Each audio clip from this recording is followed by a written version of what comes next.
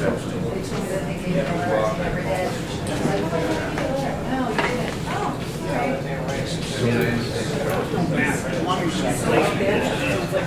Right, I guess it's true.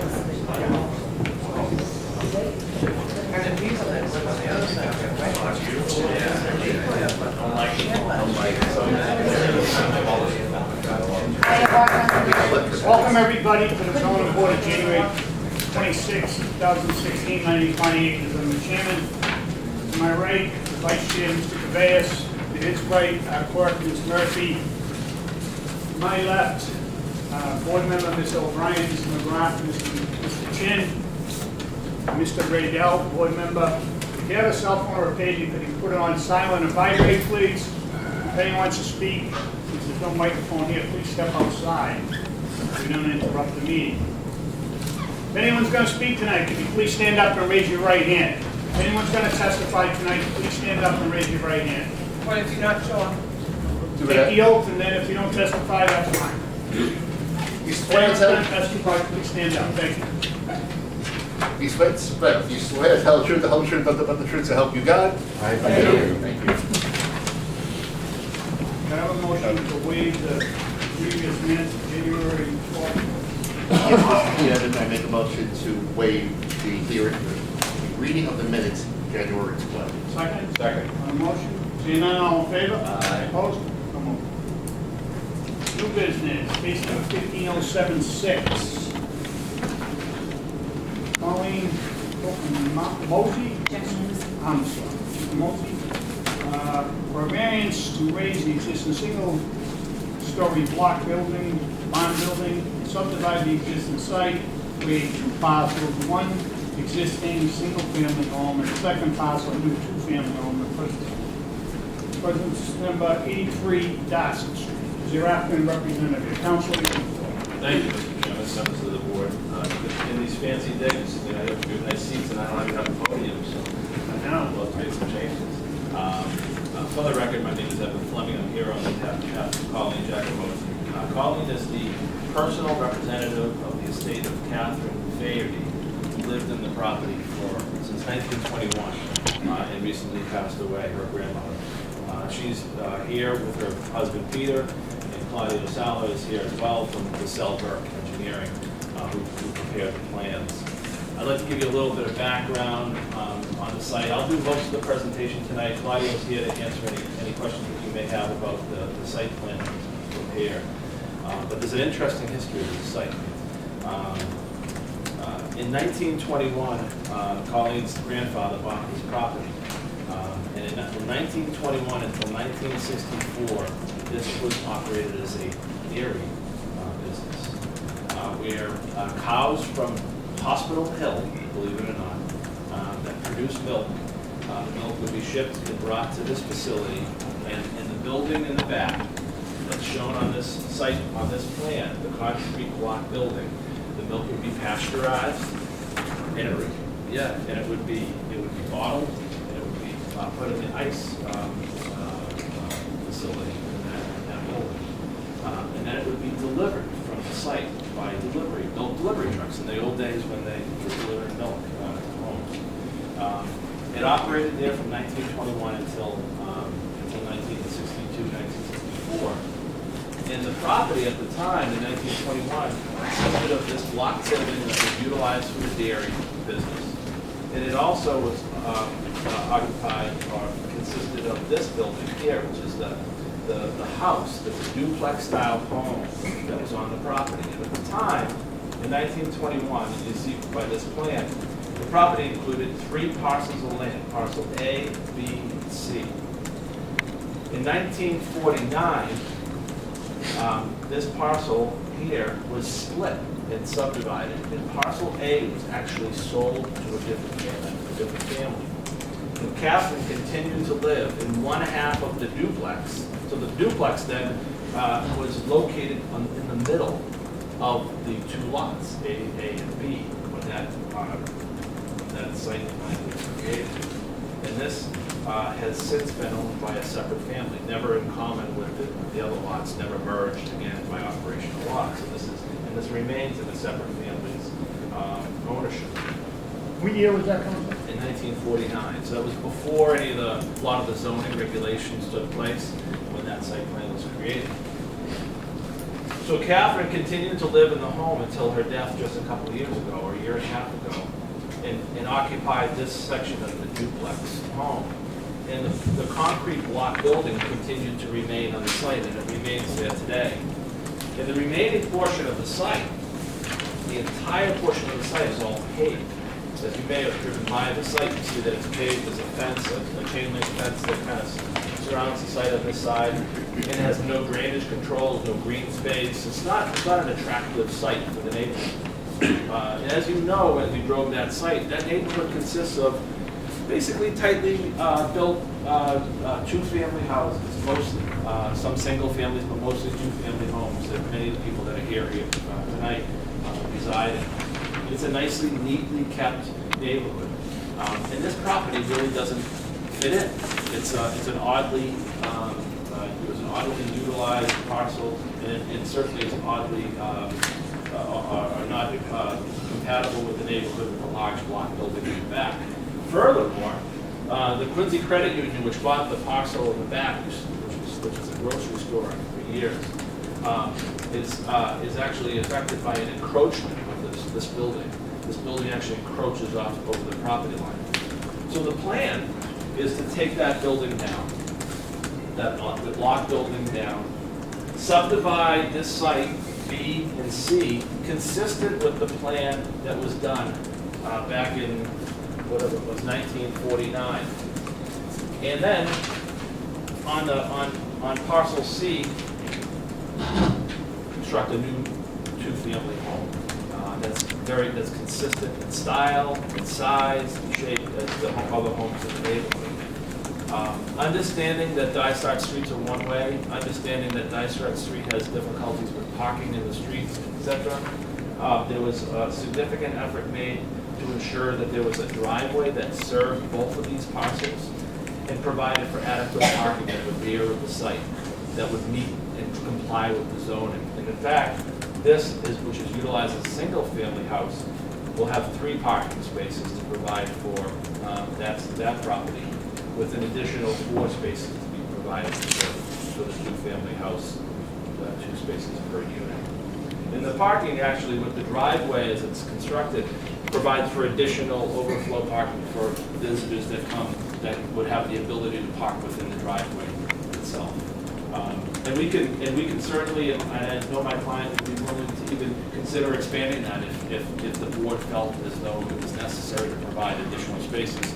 If there are concerns about parking in the neighborhood, additional room is available on the site to be able to park even further or more cars on the site.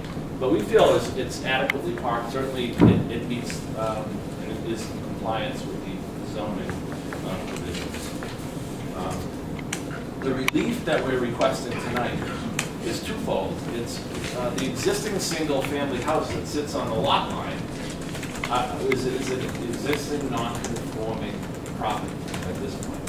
Certainly with the block building in the back, that would be considered non-conforming. So we're asking for a finding to allow Colleen to split the lot, and then we're asking for a variance to allow for her to set the building back as it's set back here, which is completely consistent, we believe, with all the buildings, all the homes that are built within the neighborhood, but a little less than what the zoning requires.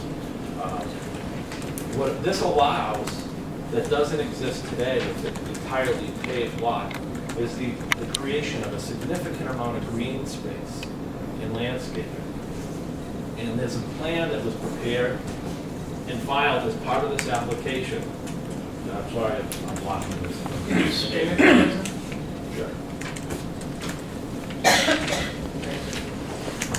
But a significant amount of landscaping can be provided on the site. On the plan, and this plan was done by MKA Landscaping Architects of Quincy, and it shows a significant amount of green with plantings that would really beautify the property and add quite a bit of character to the property that doesn't exist today. So We believe and feel very comfortable that this is a good proposal. It's very much in conformity with the neighborhood. I know, speaking with Councilor Kroll, who's here tonight, there was some concerns raised to him about not wanting any more homes in the neighborhood. It's a tight neighborhood, we understand that. But this is a very non-conforming kind of situation in a property that's difficult for Colleen, handling it for the estate to even sell. You know, how many people want to buy a home with a huge block building in the back unless, you know, you're going to utilize it for some purpose of car repair or things of that nature. So she believes and feels comfortable that this would really suit the needs of the neighborhood to bring it into conformity before she entertains a sale of the property. She's not a developer. She's really doing it for the purposes of the estate, and she has a fiduciary obligation for the estate to really get the highest and best value for the property. And looking at this, when she presented it to me, we felt that this was a very reasonable proposal. So that's our case really. We're prepared to answer any questions. As I indicated, Claudio, who is somewhat new to the matter, can certainly maybe respond to questions if I can't answer them. But you know, we feel like this is going to provide a level of green space, drainage controls that don't exist today, where water just runs from that site, and bringing it back. Council, who's going to build this building? It will be sold to With a permit? With a permit, and that permit will obviously require them to comply with the decision that was awarded in the plan. Any questions of board members? Not this time. No, not this time. Is there anyone here that wants to speak in favor? Anyone here that wants to speak in favor? First call? Second call? Third call, call that part of the hearing closed. I have a letter here from the DPW. 83 Dysart Street, case number 15076, dated January 8, 2015.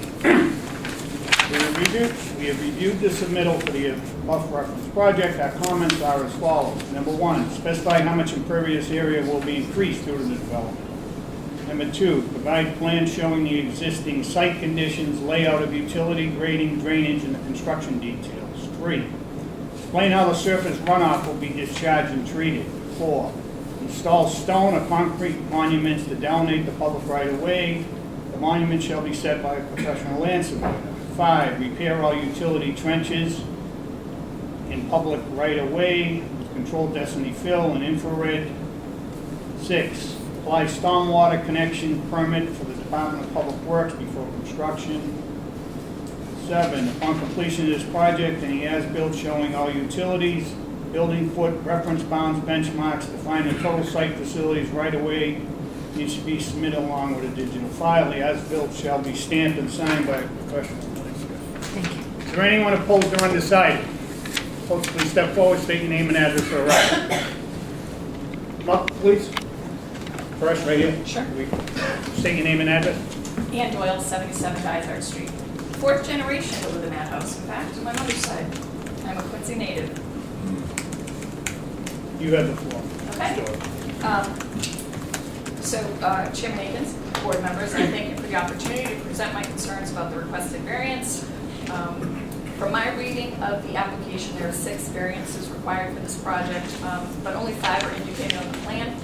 The minimum lot size, minimum frontage,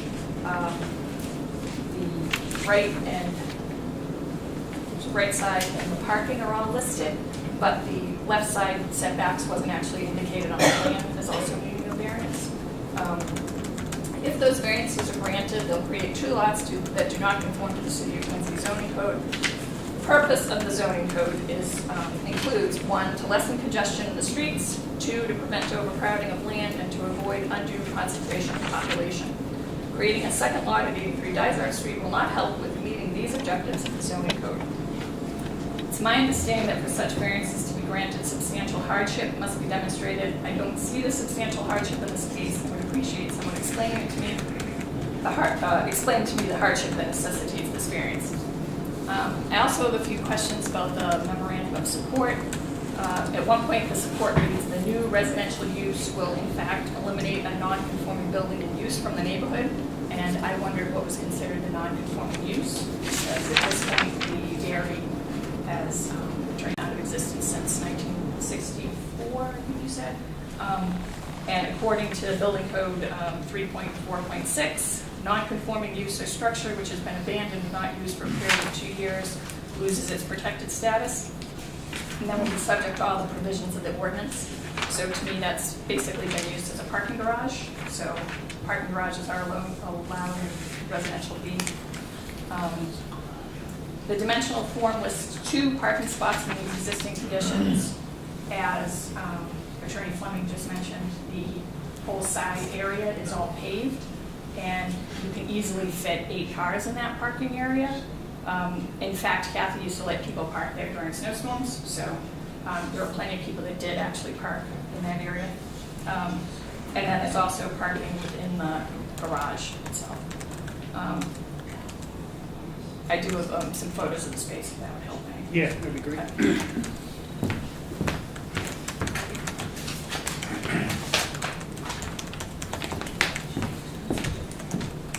Do you want these back, or do you want them to be put in the file? No, you can put them in the file, it's fine. Note those 2 photos will be put in the file. That's the building, so. In addition, I also have a petition requesting that this variance application be denied, signed by more than 20 other neighbors on Dysart Street, or interested parties. Sure, if I could see that. And I'd like to submit that to the board. So there's a cover letter from me, and there's 3 pages of signatures. All right, we'll read those into the record. There were people that just weren't able to attend tonight, they wanted to express their, Is anyone in this list attending here tonight? yes. Okay. Yeah. Do you know who they are? Um, I don't have to read I think John Melly. Linda Laris. Just let me, wait a minute. Do you know which page you signed? I think I'm on the first one, second signature. Who else? Linda Larison, Linda. Who else? Dominic Delampio, Dominic? Laura Jo Larison, Who else? Margaret Notrangelo. We got you? And Laura? I didn't get to all the houses on the street, No, that's fine. so, but those were people that were home when I went out for a couple of hours on Saturday afternoon. Thank you. Thank you. Is everyone that was mentioned here, thank you, going to testify tonight? I'd like to say something. Well, Linda, you'll have your chance. Let me ask you a question first. Is anyone that just gave me their name going to testify tonight? I'll take them off this list. Or is everyone going to testify? I Want am to not speak your planning own? to testify. Huh? I am not planning to testify. What's your name? John Melly. John, I'll leave your name here, that's fine. I mean, your name's on it, but if you're going to testify, I'm not going to read your name off. That's all I'm saying. Understand. Excuse me, Chairman Akins. Yeah. Louis Casale is on that petition as well.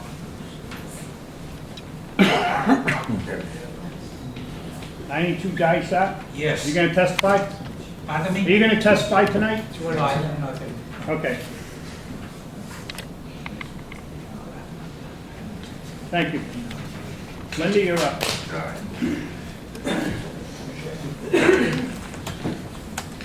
This is my first time. That's okay, we're all good guys up here and ladies. Thank you. I would just like to give a little background on the street. I've lived here for 15 years. What's your address, please? Linda Larison, 93 Dysart Street. Thank you.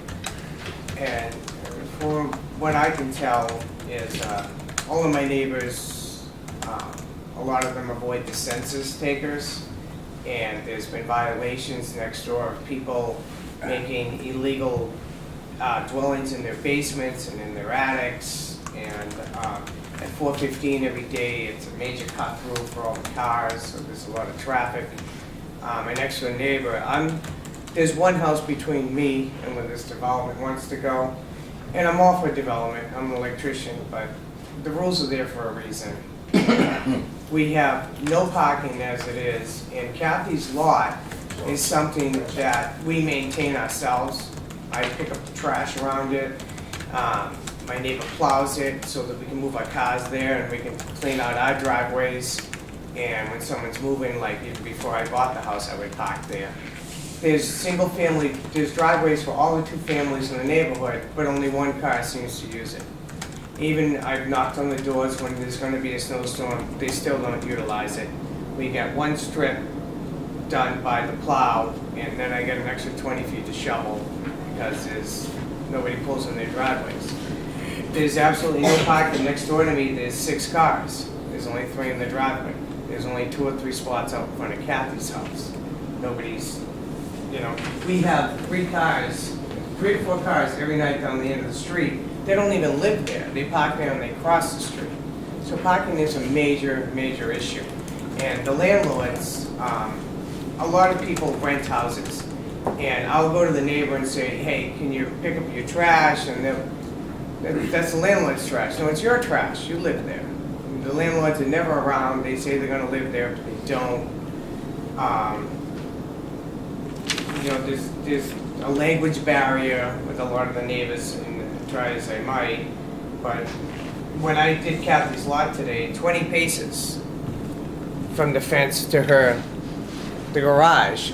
Now, where the milk farm was, are there tanks under the ground? I mean, how much blasting are they going to do to, are there tanks underneath the garage for the milk farms? I don't know. I mean, they're going to blast. It's obviously going to affect my house. Like I said, I've been there 15 years. But, and then there's only 40 paces for the other width of the property. And 1 driveway just doesn't work. I'm lucky enough where me and my sister, we work together on the parking in front of my house. So I think more needs to be done, and I'd like to see them follow the rules. And there's a lot of work that needs to be done on the street. There's a lot of trash, there's rats, there's mice, there's nips of alcohol all over the street. I've even spoken to the people at the liquor store. Who's buying all this one specific brand of Pine Walker Pepper and Schnapps that is just littering the back of my house? I don't want to be the one that goes down the street with a stick chasing everybody, but nobody's stepping up and doing the right thing. So maybe they can do more home inspections and see who's living where, and maybe ticket the cars that are coming down the street and parking there all night. It's 2-hour parking, but they're there all night every day. I would like to see some more of the rules enforced before we go breaking rules to build property. So, thank you for your time. Thank you, Ms. Larson. Is there anyone else? Step forward, state your name and address for the record. Gregory Doyle, 30 Madison Ave in Quincy, lifelong resident. Former planning director of the city of Quincy, which I worked for 41 years in both the planning department and the public works department. And although the attorney presented a very nice case history, he never once voiced anything that's in the law for a requirement for a variance. Namely, no soil condition problem there because it's the same on the whole street. It's a rectangular lot just like everything else on that side of the street. And I don't see anything special about that lot other than Colleen wants to make a buck, okay? So as far as I'm concerned, there is no legitimate reason because telling you what they would like to do does not answer the question under Chapter 40A on Section 10 for variances. Sounds all very nice. However, not once did he point out anything that would allow the granting of the variance. Then he gets into 1949 and that lot size. Well, I used to live on Scandal Street at the corner of Dysart Street. And in 1953, I went to Northeastern to get my degree in engineering. And I happened to have a second co-op job with E.W. Branch when they increased the lot size to 50 by 90, 4,500 square feet. This particular petition wants you to grant a lot width of 3798 and 41.6 feet.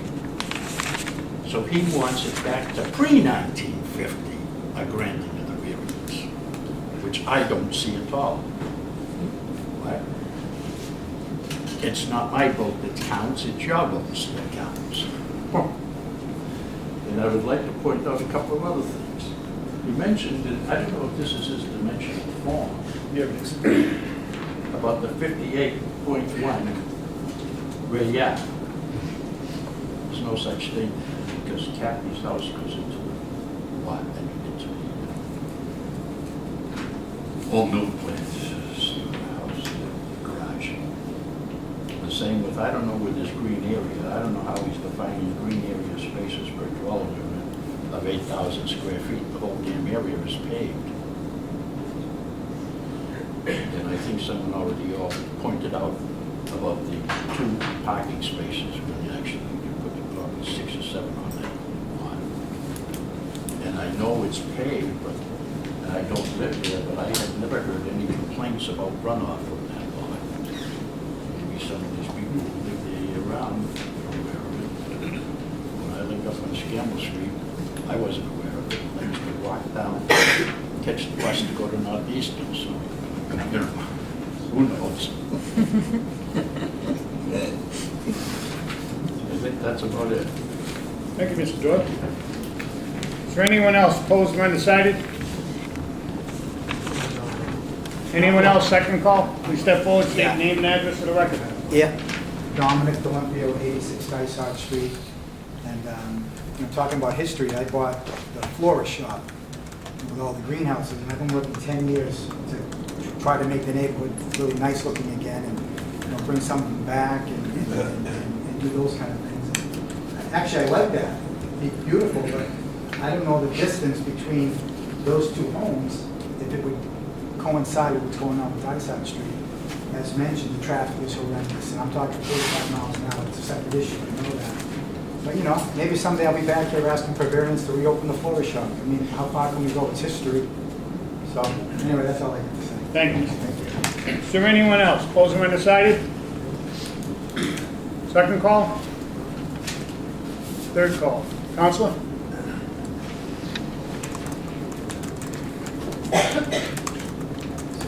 Thank you, Mr. Chairman.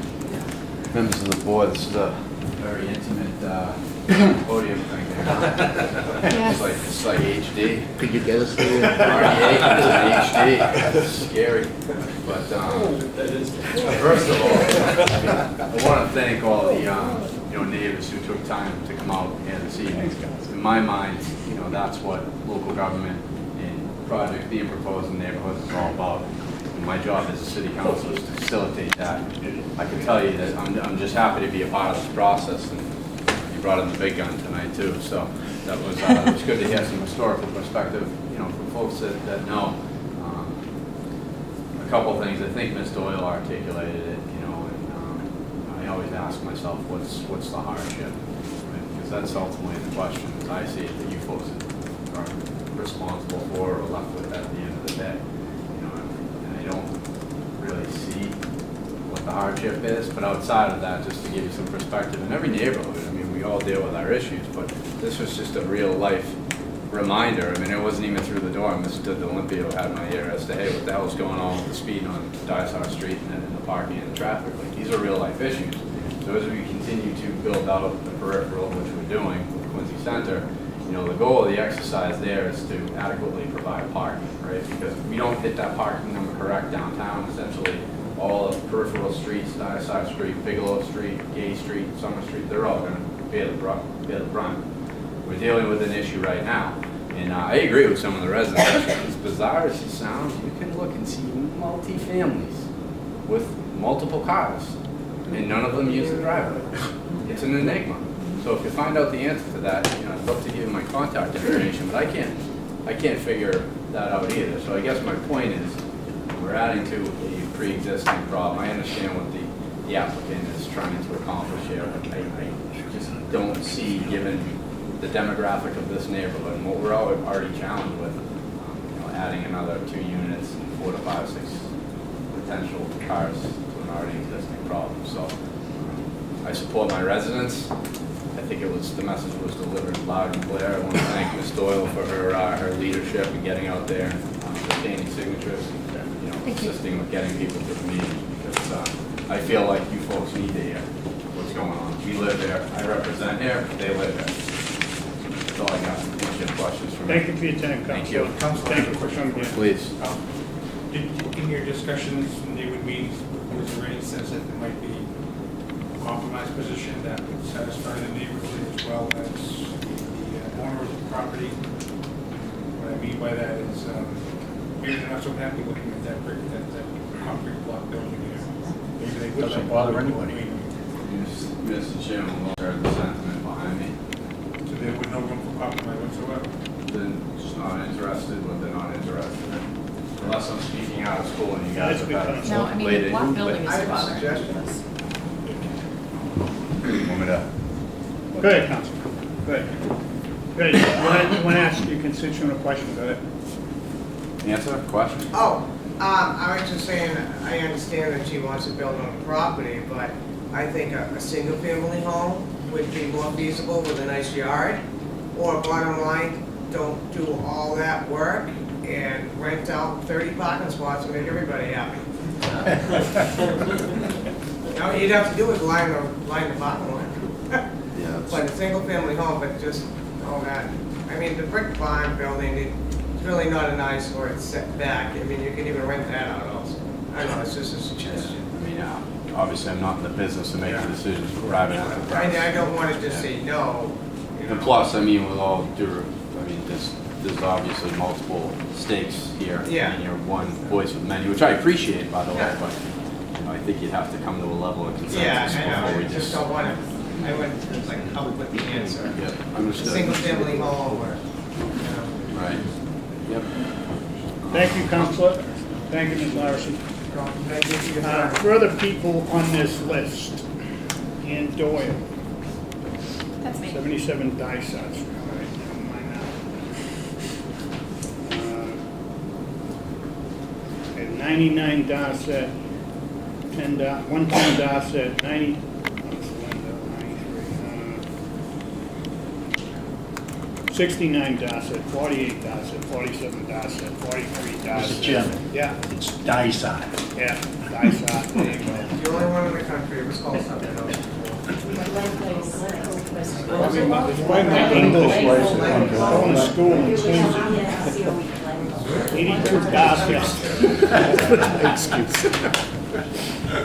31, this says die cut, but that's all right. It's basically 33 everybody. Dysart, 29 Dysart, 23 Dysart, 25 Dysart, 25 Dysart, 19 Dysart, 42 Dysart, 76 Dysart, 26 Dysart, 86 Dysart, 30 Madison Ave, 95 Dysart. I said stop. Please add that. Call that part of the hearing closed. No one else want to speak? I have one other question. I don't know if you have any interest. I know it was in the street. I Cars. think we all went down there, we all saw what it's about, we all know what that neighborhood's like, and there's always something going on in some part of the city that we kind of keep an eye on, and you guys have been around a while. So thank you. My 2 cents is, I know the neighbors want a place to park too, and it's a good thing for the neighbors to park there. But it's not good for the person who owns that lot to park there. And something will be done with that property. Am I in favor of this piece? No, I'm not. I think it's a shared driveway, overdone, not enough. You get a two-family home, you got 4 spaces. Where's the rest of the cars going? It's not gonna be 4 cars, it's probably gonna be 6 cars. Where are they going? They're going out in front of the street, or they're gonna try to park on a driveway that's shared, it won't work. So, just that reason alone, something could go there, but not this. I'll be voting no. Mr. Reyes, comments? Yeah, I'm going to ask the counselor a question. Counselor, you're up. You know, what is a point for a variance?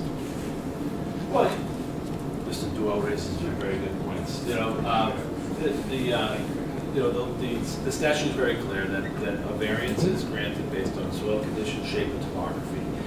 In Quincy, the argument has been raised, and Mr. Duell knows this, I'm sure he's heard this argument, that many of these homes, many of these properties have existing conditions that cause them to be very difficult to deal with.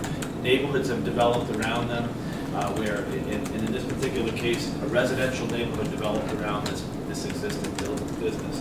So my comment on the hardship related to this is the existing conditions of this site. Related to the existing block building in the back, the shape of the site as it's laid out.